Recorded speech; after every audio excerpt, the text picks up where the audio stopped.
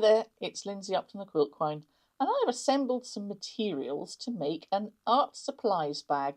You can make one that has flush flat pockets, think like the back pocket of a jeans, like this one. Or this one that I bought has baggy pockets at the front, a bit like a pair of cargos. So we'll be making this version. I shall attach a document in the description box which tells you what supplies you will need and the instructions for this project. The easiest place to start is going to be the two inside front pockets. So I'm going to overlock along the top edge of each pocket. If I haven't got an overlocker, I can simply fold a narrow hem twice, press it and stitch it. So I'm just going to go and overlock my two top edges. As you can see, I have overlocked the two top edges, so I'm just going to press it with the iron and stitch it down. I'll be right back. Right, now we've got two inside pockets with a nice hemmed top. Now these two inside pockets are pretty straightforward. They're just split into two halves. So I'm going to find the middle of each pocket and I'm going to sew them onto each inside piece.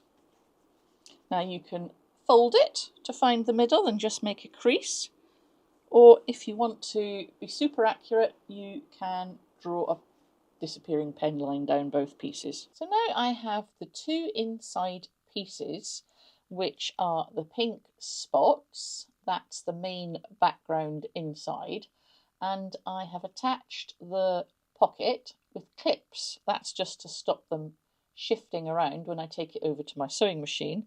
I've actually drawn a line down here and I'm going to stitch straight down that line and the same on the other pocket to make the actual places where you put things.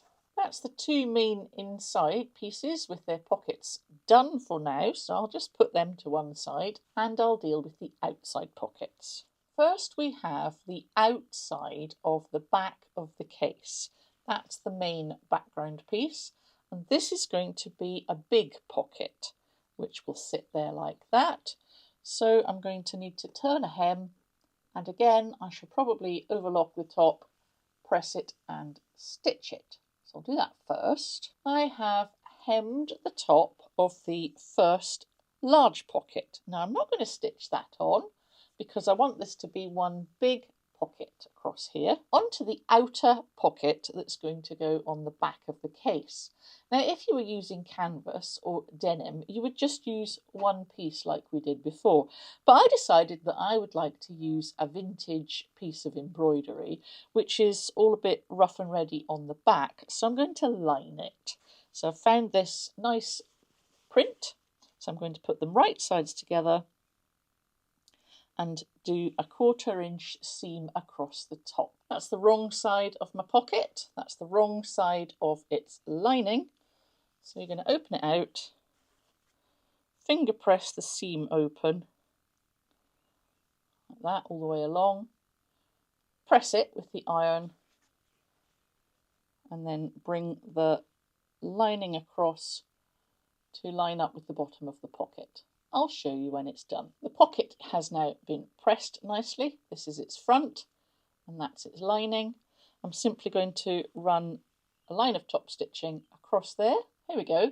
Now this outer pocket is going to attach to the big pocket. Next I'm going to stitch down this centre line so that I make two pockets for the outer pocket, and this one won't have any stitching when it attaches to the base and it will be a nice big pocket. So the outer pocket has got a stitch line all the way down the middle. There's the big pocket. If I put it on to the background, you'll see that I can put stuff in one side and in there, and then there's a great big pocket at the back, and I'm just going to clip them together for now so that they all stay lined up quite neatly. Put that to one side. This is the outside of the front of the case, the main background piece. This is the middle pocket. I've hemmed it already. Now, the outer pocket for the front I have made wider because we're going to make baggy pockets. Now, this vintage piece of embroidery is going to be lined just like the other pocket. If it was just canvas or denim, I wouldn't need to bother. So here's my extra wide pocket. I've top stitched along the top edge. I've also run a stay stitch very close to the bottom to make sure that the lining doesn't slither about when I'm trying to make my gusset pleats. This is the first pocket, and I'm going to mark it up as follows using a ruler and a disappearing pen. This pocket has been marked up with lines 3.5 inches, 3.5 inches, 1, 1, 1 inches. These are going to be where pens can go. But the wider piece has been marked up so that it's 4.5 inches, 4.5 inches, 1.5, 1.5, 1.5. Now the first thing to do is line up the left-hand edge and clip it together. The first line on the outer pocket needs to be lined up with the line on the pocket underneath, okay, and then I'm going to pin it into position. Check at the bottom to see that this line and the line underneath line up with each other. Now ignore the fact that you've got this ruffle for the time being. So I'm going to continue now and line up my lines on my outer pocket with the lines on the pocket underneath. Okay, I have pinned the lines on the outer pocket so that they match the lines on the pocket underneath. I'm going to stitch straight down each of these lines, removing the pins as I go. I haven't done anything with this slightly scruffy outer edge yet.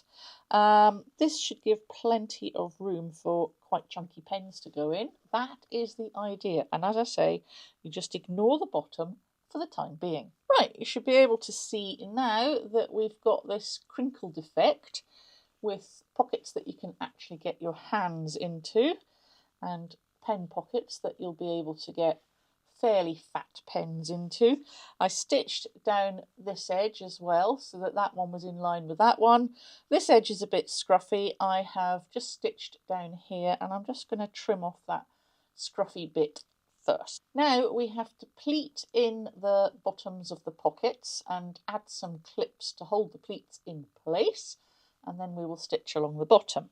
Right, there's the first little pleat. Nothing happening on this side. I've just kind of folded the pocket over so that it sits on the line there like that, and it's completely flat along the bottom.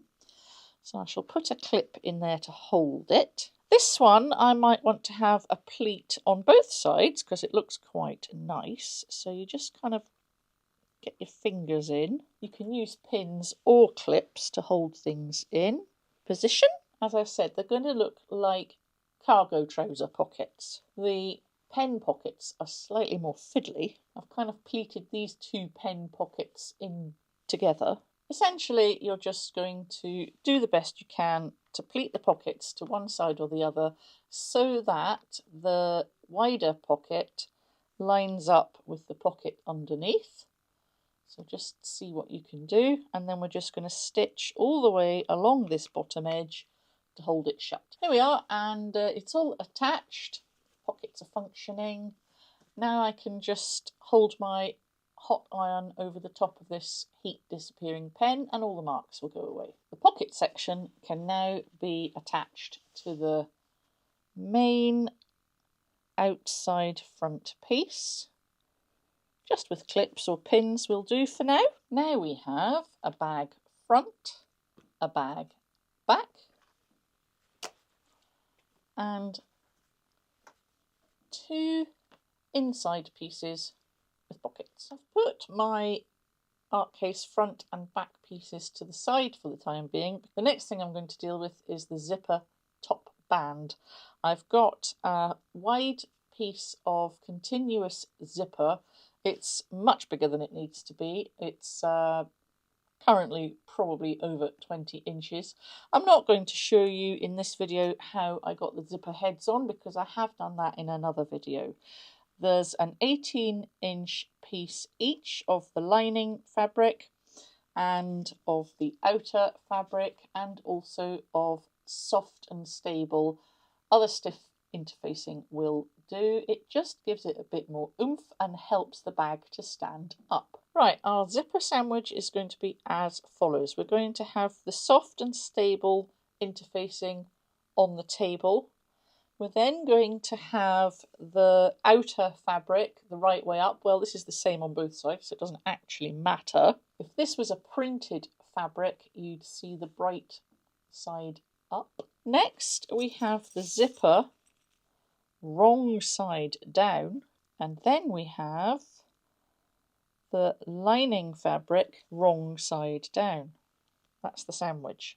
So I'm going to just clip it so that this all lines up neatly along this edge, and because it's a wide zip I'll be able to put that on with my 1/4 inch foot. So this is what the zipper band sandwich looks like after it's been stitched along this outer edge with a 1/4 inch seam, and then you are going to flip it so that we've got the zip here.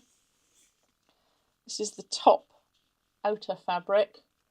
The foamy stuff is in the middle and the lining is underneath.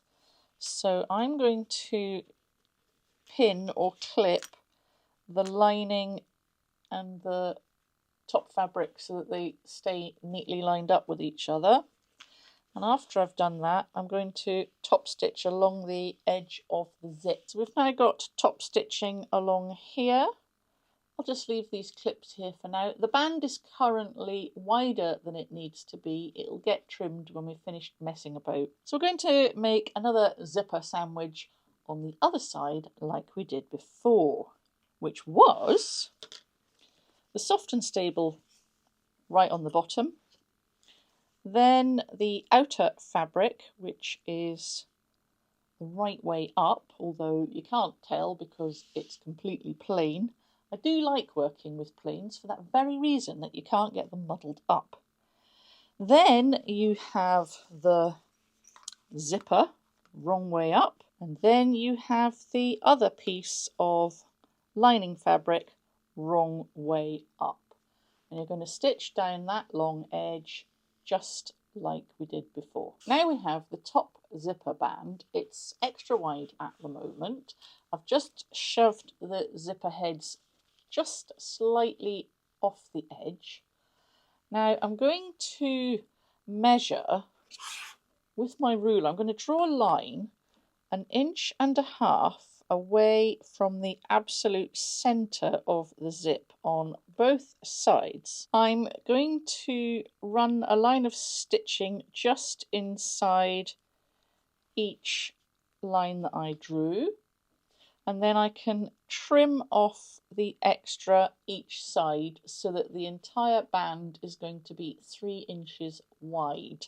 I can trim it with scissors, rotary cutter and ruler. I could even run my overlocker right on that edge. I've attached the little prairie points that are just going to help to look cute on the end of my zippers.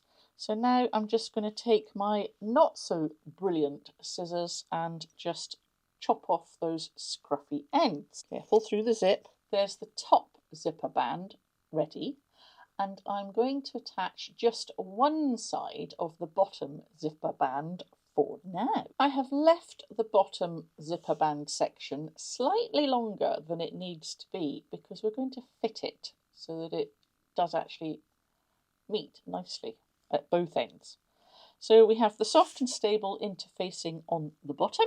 Next we have the outer fabric right side up. If it's plain, it doesn't matter which way it goes. Then it's the zipper top band wrong way up. Then it's the zipper base lining fabric also the wrong way up. And we're just going to line them all up along this short edge and clip them. You're going to sew down there with a 1/4, maybe slightly bigger inch seam allowance, just that short edge. So once this short edge has been sewn, you can see that eventually this will be the zipper band that goes all the way around. This will be how it looks on the inside, so there's no scruffy bit where the zip ends. It's going to look nice and tidy. But we'll leave the other end for now. Back to the inner part of the case. At the moment, they're both rectangles, but we're going to take a circle template, and mine happens to be 4 inches. And I'm going to place this circle right on the very edge of each corner and draw around it with a pen or a piece of chalk. And then when I've drawn round it, I'm just going to cut it round. So I've drawn a rounded corner on each of the 4 corners. All I have to do is cut them off with scissors. Cut off the rounded corners. I've done both of the pocket sections, and I just went ahead and did the same with the front and the back. So they've all got rounded corners now. So I have bought bias binding from the shop, and it's 2 inches wide when it's completely opened out like that.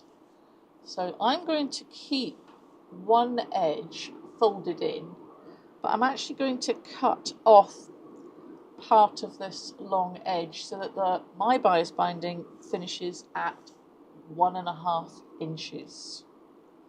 Otherwise it'll be all baggy on the inside, and it looks neater. You can either do this with a rotary cutter and ruler, or you can just use scissors and cut off this extra 1/2 inch on the side. Now, even though we haven't actually constructed the bag yet, we're going to do binding part 1. I trimmed my 2-inch binding down to 1.5 inch binding. This is the folded edge with the fold facing in, and this is the raw edge. So I am going to stitch the raw edge of the binding to the raw edge of the case all the way around with a 1/4 inch seam allowance. And I'm going to tuck the ends in as neatly as I can.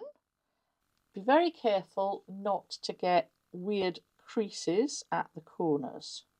The outer edge of the foot is lined up with the outer edge of the bias binding and the outer edge of the case. Now when I go round this rounded corner, I'm going to go slowly and carefully, lifting my foot quite often because I don't want to get a weird crease. When I get all the way round, I'm just going to turn the first piece down at a bit of a 45-degree angle. So nice go. And then I'm going to position this top piece over it and stitch across as neatly as I can. Both of the insides of the case now have bias attached all the way around.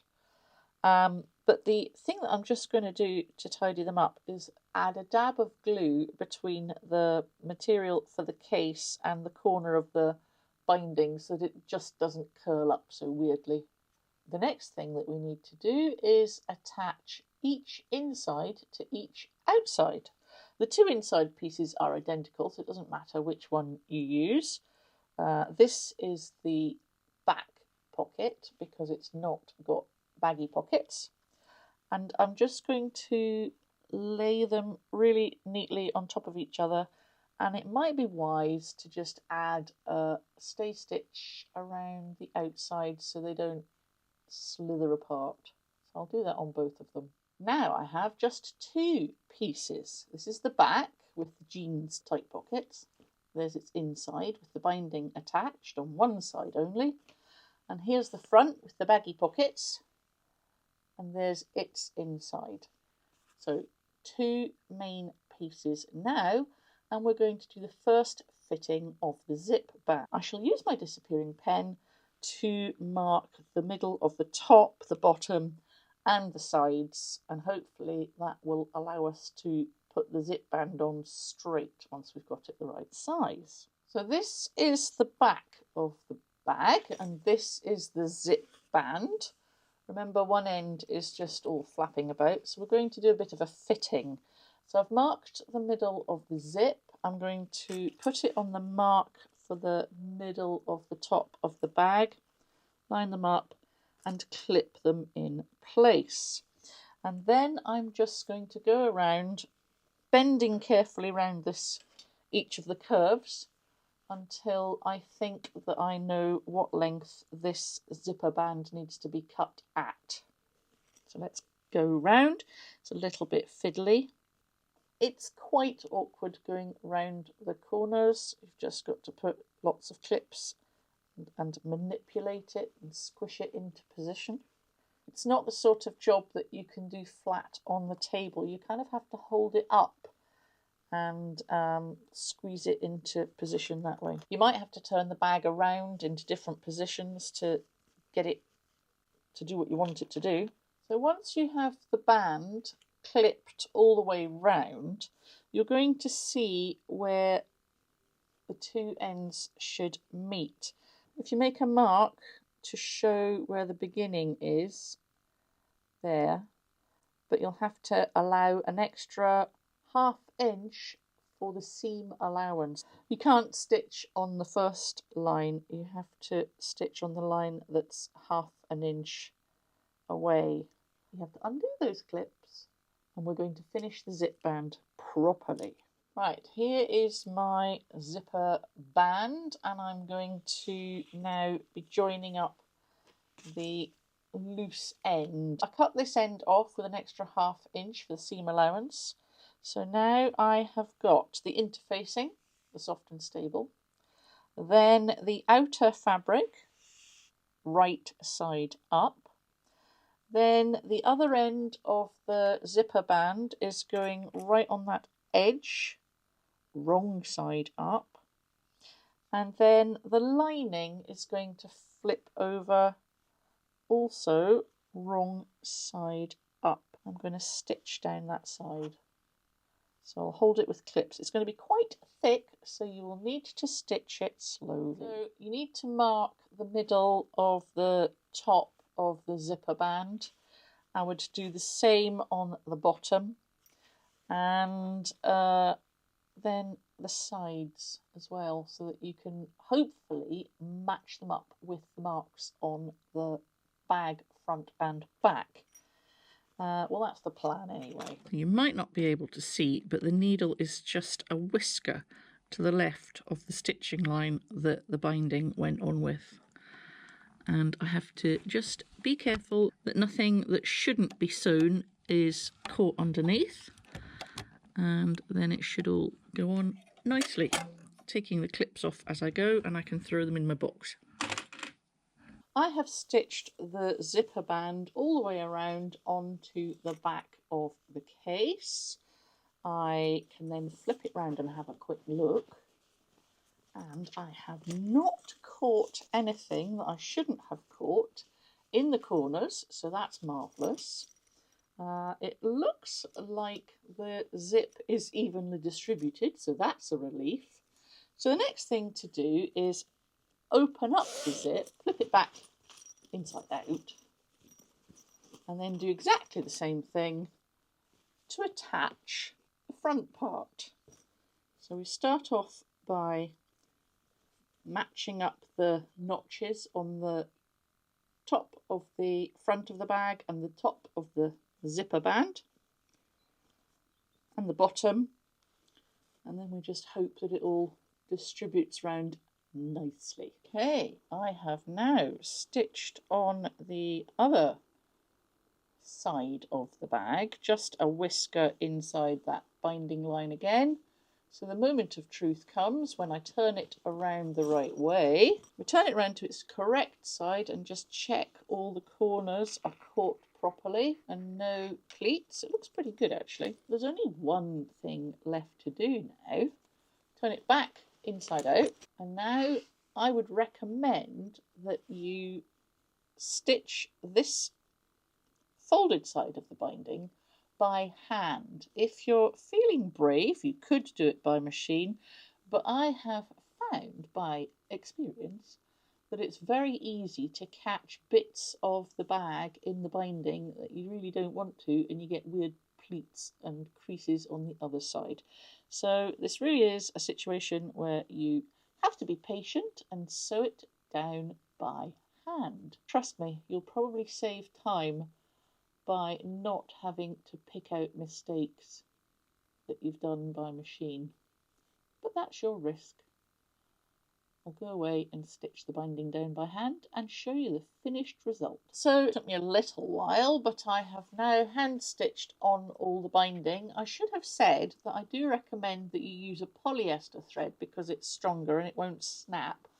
And when you're sewing around, just make sure that you catch the lining and don't go all the way through to the front. I haven't done a show quality hand stitching, but it's going on the inside. So the last thing to do is to check for loose threads and also take an iron or a hot air gun and make sure you have blown away all the disappearing pen marks. So I'll just do that. I've inspected it for thread and I have removed all of the pen marks. Looks rather nice. It's very neat and tidy inside.